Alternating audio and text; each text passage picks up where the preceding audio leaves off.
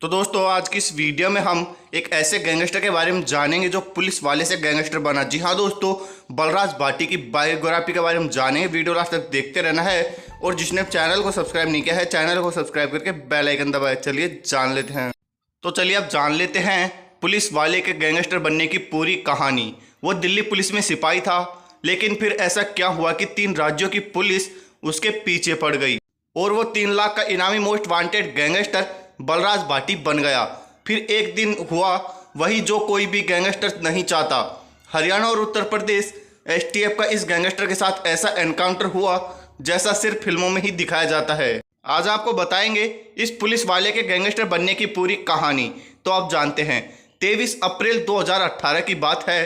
Police को खबर मिलती है कि बलराज भाटी नाम का गैंगस्टर अपने 2 साथियों के साथ कोई वारदात को अंजाम देने के लिए नोएडा आ रहा है। खबर पक्की थी, इसलिए हरियाणा और उत्तर प्रदेश एसटीएफ के जवान सादा वर्दी में एसयूवी कारों में बलराज भाटी की स्विफ्ट कार का पीछा कर रहे थे।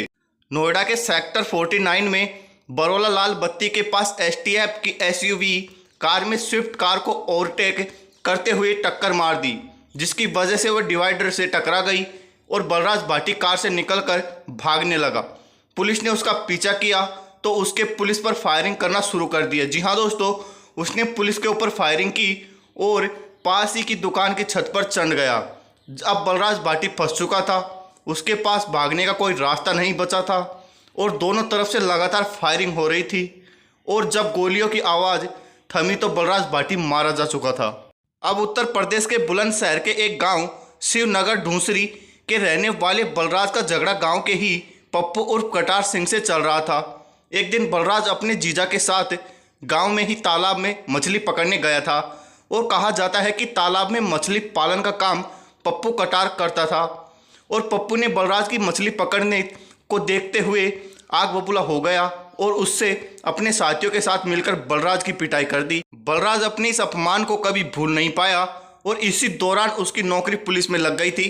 बलराज अब दिल्ली पुलिस का सिपाही बन चुका था और उसके गांव जमीनी विवाद में एक व्यक्ति की हत्या हो गई और इस हत्या के आरोप में बलराज को जेल जाना पड़ा। ऐसा कहा जाता है कि पप्पू उर्फ कटार सिंह ने ही किसी पुलिस अधिकारी से अपने संबंधों के चलते बलराज को हत्या के आरोप में भिजवाया था जेल के अंदर। अब जेल जाने के बाद उसकी मुलाकात कुख्यात गैंगस्टर सुंदर भाटी से हुई। बलराज उससे इतना प्रभावित हुआ कि सुंदर भाटी को अपना गुरु मान लिया और उसके गैंग में शामिल हो गया। इतना ही नहीं, उसने अपने नाम के आगे भाटी सरनेम भी लगा लिया और इसके बाद वो अपराध के दलदल में धंसता चला गया और साल 2007 में दिल्ली पुलिस ने उसे बर्खास्त कर दिया और सुंदर भाटी जेल में था और उसकी गिरोह को जतन सिरोह चला रहा था। साल 2018 में जब जतन सिरोह एक एनकाउंटर में पुलिस के हाथों मारा गया तो इसके बाद बलराज ही था वह सुंदर भाटी गिरोह को चलाने वाला जिम्मा लिया। जी हाँ दोस्तों, अब बलराज भाटी लगातार सुपारी किलिंग, अपहरण, फिरौती और लूट जैसी वारदातों को अंजाम दे रहा था और अपराध की दुनिया में बड़ा नाम बनता जा रहा था। लेकिन एक टीम अभी भी इस गैंग को पीछे छोड़ने वाली थी। जी हाँ दोस्तों, पप्पू उर्फ कटार सिंह से बदला लेने के चक्कर में यह काफ़ी बड़ा बवाल पैदा हो गया था। बदले की आग में जल रहे बलराज भाटी ने अप्रैल 2012 में पप्पू उर्फ कटार सिंह की हत्या कर दी।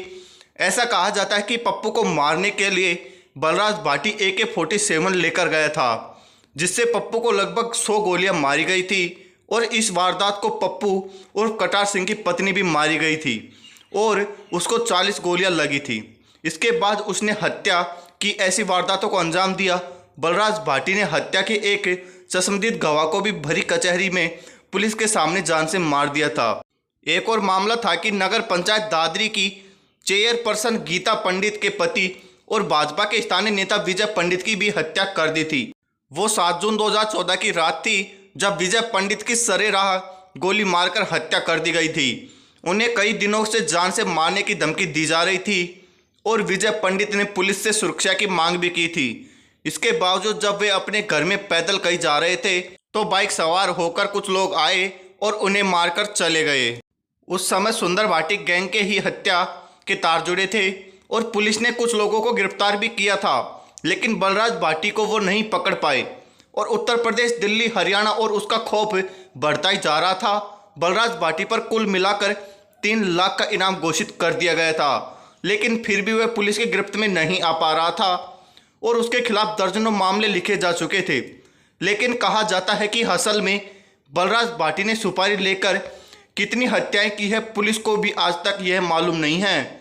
आखिरकार 23 अप्रैल 2018 को पुलिस उसके बारे में पक्की खबर मिली और नोएडा के सेक्टर 49 में बरोला लाल बत्ती के पास उत्तर प्रदेश और हरियाणा एसटीएफ के साथ मिलकर मुठभेड़ में बलराज भाटी की मौत हो गई थी। तो दोस्तों यह था बलराज भाटी जो कि पुलिस वाले से गैंगस्टर बना था। तो दोस्तों ऐसी और इंटरेस्टिंग वीडियो देखने के लिए हमारे चैनल अमेजिंग संजय को सब्सक्राइब करके बेल आइकन दबाएं और कमेंट करके बताएं कि किस गैंगस्टर के बारे में कौन सी चीज़ जाननी है। और दोस्तों अगर आपको सुंदर भाटी की बायोग्राफी के बारे में वीडियो चाहिए तो नीचे कमेंट करके ज़रूर बताइएगा। और जिसने चैनल को सब्सक्राइब नहीं किया फटाफट से चैनल को सब्सक्राइब जरूर कर दी। Thank you.